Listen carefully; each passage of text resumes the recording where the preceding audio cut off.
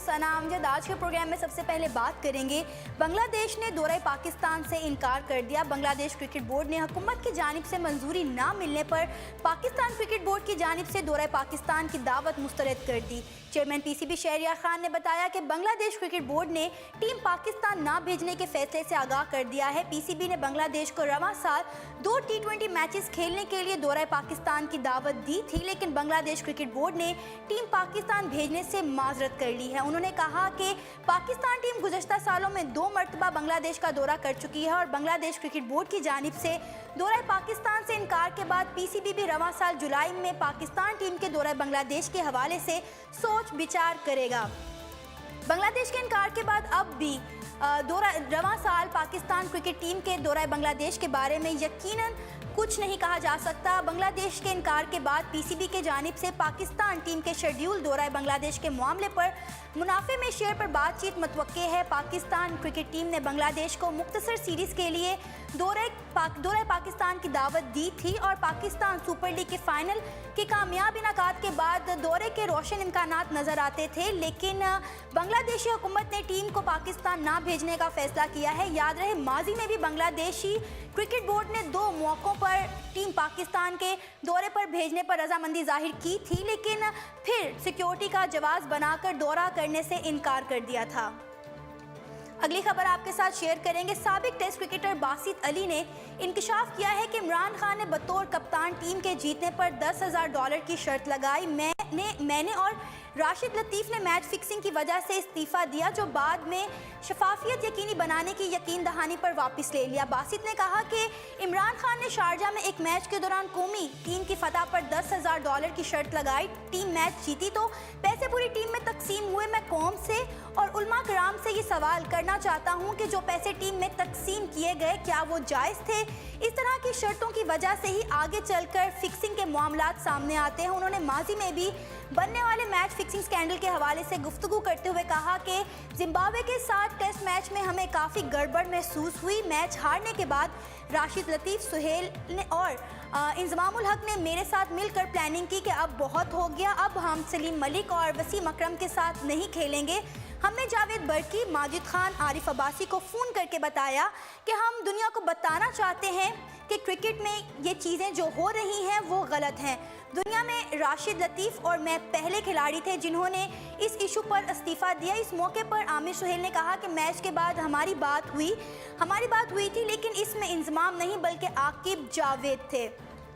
उन्होंने कहा कि हमने बोर्ड को शिकायत की थी, जिस पर आरिफ अब्बासी ने हमें कहा कि आप खेलें, हम जावेद बर्की को भेज रहे हैं, क्रिकेट बोर्ड को फैसला करने दो। मैंने बतौर नायब कप्तान राशिद लतीफ़ और बासित को वापस लाने में अहम किरदार अदा किया। इस मौके पर बासित ने कहा कि हमें माजिद खान वापस लेकर आए हैं, उनके आरिफ अब्बासी से बात हुई थी और हमने इस शर्त पर जाने पर रजामंदी जाहिर की थी कि अगर फिक्सिंग का ज़रा भी शुबा हुआ तो हम सब कुछ छोड़ छाड़ कर वतन वापस आ जाएंगे। और दूसरी जानिब PSL स्पॉट फिक्सिंग स्कैंडल में मुलव्विस मोहम्मद इरफान आज चार्जशीट का जवाब दाखिल करवाएंगे, ताहम वो वादा मुआफ गवाह बनने के लिए तैयार हो गए हैं। मोहम्मद इरफान पर बराह रास्त स्पॉट फिक्सिंग के वो इल्ज़ामात आयद नहीं जिनकी जद में शजील खान और खालिद लतीफ़ हैं। इन पर पीसीबी एंटी करप्शन यूनिट के इस कोर्ट की 2 मरतबा खिलाफ वर्जी का इल्ज़ाम है, जिसके तहत बुकी के साथ राब्ते की इत्तला उन्होंने करने में जो है देर की और इस वजह से उन्हें इस तरह की कार्रवाई का सामना करना पड़ रहा है। मोहम्मद इरफान को चार्जशीट का जवाब आज जमा कराना है। उन्होंने अगर खुद पर आयद इल्ज़ामात को तस्लीम कर लिया तो केस डिसिप्लिन कमेटी के सपुर्द कर दिया जाएगा, जो 6 माह से ताहयात पाबंदी की सज़ा आयद कर सकती है और दूसरी सूरत में ट्रिब्यूनल को केस की समाअत करना होगी। जबकि मोहम्मद इरफान ने बोर्ड के आला हुकाम से राब्ता करके केस ट्रिब्यूनल में ना भेजने की दरख्वास्त की है। उन्होंने 8 सफ़ात पर मुश्तमिल जवाब तैयार किया है और जिसमें उन्होंने एतराफ़ किया है कि बुकी की पेशकश पर पहली बार जब उनसे बातचीत हुई थी तो वो समझ नहीं सके थे कि क्या हो रहा है, क्यों जबकि वालिदैन के इंतकाल की परेशानी भी उनको काफ़ी थी, इसीलिए एंटी करप्शन यूनिट को बर वक्त वो आगाह नहीं कर सके थे।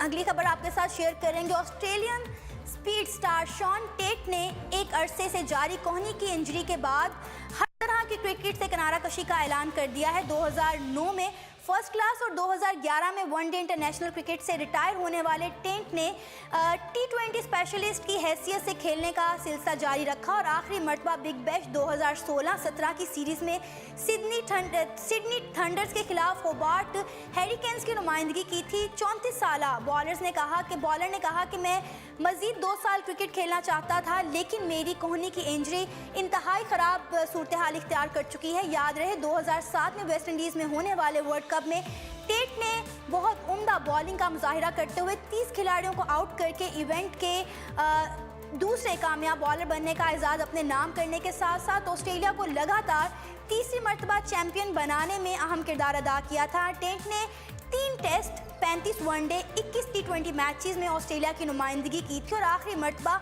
पिछले साल हिंदुस्तान के खिलाफ मैच में उन्होंने ऑस्ट्रेलिया के लिए आखिरी T20 मैच खेला था।